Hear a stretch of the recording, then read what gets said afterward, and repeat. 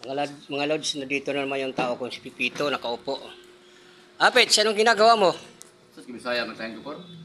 Ala, sige, kanta ka kung anong gusto mong kanta. Anong gusto mong kanta? Bisaya man mo. Pambisaya, ala, sige. Yung mga kantang pang-urmok. Sige. Dako niyang problema. Iyang buhok nga labong puwerte nang nipisa. Mahalok siyang maupaw.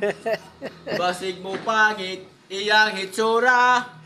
Naghiso siyang itlog. May tayubong paugdunay lana. Haskang di malasa, way buhok mitubo. Natubuan noon siya og kaspa. Handog niya raw yun sa mga taga-urmok. Ayos, Pets, counting practice pa. Pwede na tayong sumali sa sa American Idol. Ano? Ala, sige, Pets, mga kantang urmok daw yan. Handog niya sa mga taga-urmok Bisaya. Sige, Lods, maraming salamat sa pagsubaybay niyo kay Pipito. Huwag po kayo magsawa kay Pipito na tulungan siya at laging subaybayan sa aking mga vlog sa kanya.